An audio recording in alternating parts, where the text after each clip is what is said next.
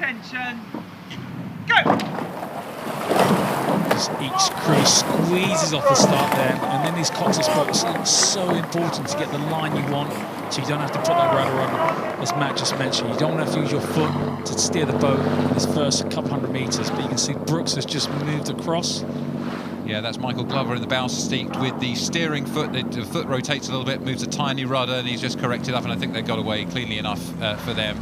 So now they come onto the boom section of the course, 24 metres wide. It seems a lot less wide than that when you're a steersman, I can tell you, right? Because you're terrified that you're going to get clattering into one of those wooden booms, but you also don't want to come across the course and impede your competitor. But these are two experienced crews, two really hard racing crews. And, well, how are they going to be thinking about the race today? How are you going to approach this race? Yeah, from yesterday's times of what each crew did, there wasn't much in it in the first two markers. So the markers we always use for timing are the barrier, and there was only a second between them.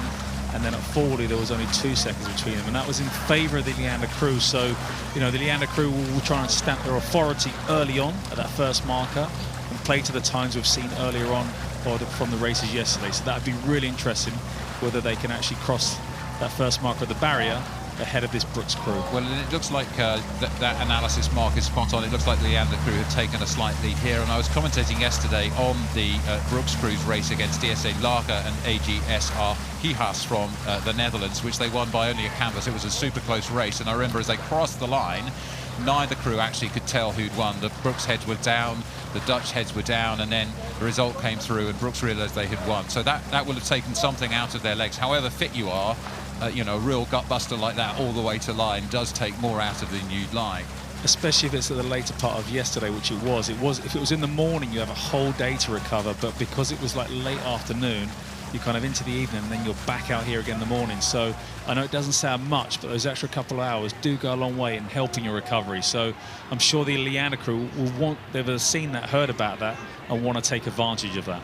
And look at the barrier, we see the number one signal go up to denote that Leander is in the lead. Sarah Winkler flags Oxford Brookes again just to warn them to get back on their station. So Leander has an advantage. Brookes has strayed into the centre. That will cost them that steering correction. So we're just about 700 metres now into the race, and we can see, well, the Leander crew starting to look a bit more confident, I think, Mark. They're just sort of stretching out a little bit there. I can see James Stanhope's back, mountain of an athlete, absolutely enormous power sitting in the bow seat, real confidence that the crew will take from having him in the boat there as a Henley winner, calling the shots potentially to motivate the crew.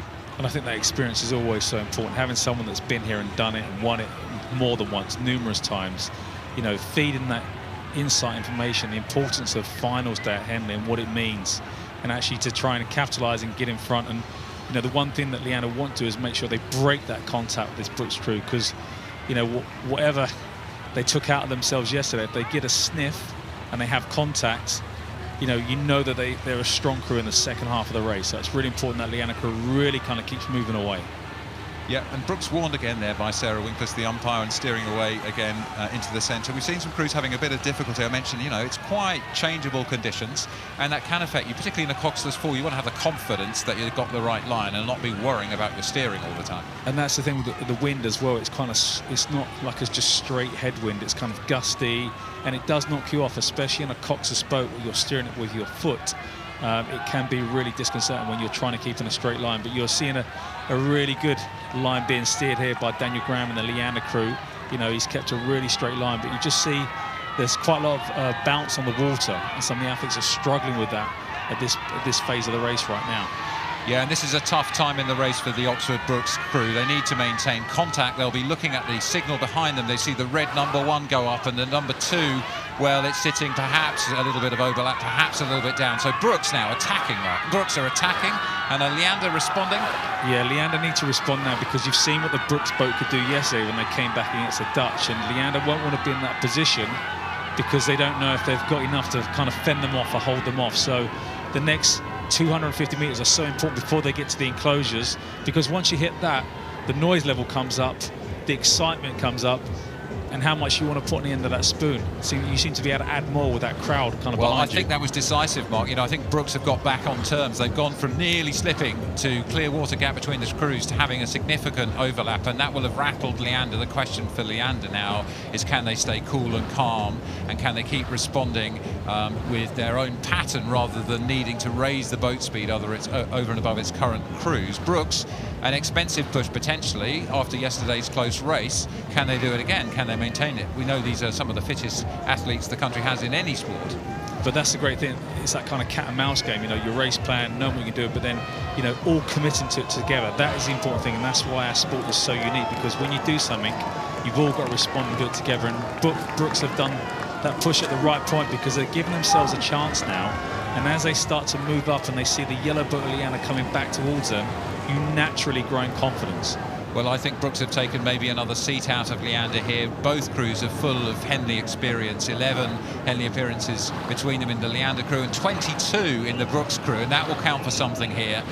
You've got to be in a position where you can be confident to attack from behind, as Brookes are doing here. You've got to be in a position where you're confident you can respond from in front, as Leander are doing there. So Brookes have gained or regained probably a seat and a half, maybe 2 seats worth of overlap against Leander, but they haven't got much track left in which to move the remaining distance. No, Brookes are actually coming up. They're not far behind now. I'd say they're getting close to being level now, and it's which crew can go through those gears. We saw Brookes be able to do this yesterday, but to do it 2 days on the trot would be absolutely This is sensational, isn't it? Brookes have moved through Leander. I think they've got a nose in front, and Leander are not able to respond. They have moved, I would say, half a length, 3/4 of a length. They're moving out towards a length of distance. They've got to watch their steering, though, because they could be including Leander. Sarah Winkles will be looking very, very closely at this, but it's Brookes. What a sensational acceleration. That was incredible. That turnaround, the speed. They showed it yesterday, and somehow they've come back and done it again today. Oxford Brookes, amazing road, coming from behind. Well, that's the loudest roar I've heard today. Absolutely elated to win, and the weight races you win coming through from behind like that. Michael Glover, Oscar Lindsay, Leonard Jenkins and Matthew Aldridge. Absolutely delighted to take down arch rivals Leander in the closing stages of this final of the Visitors Challenge Cup.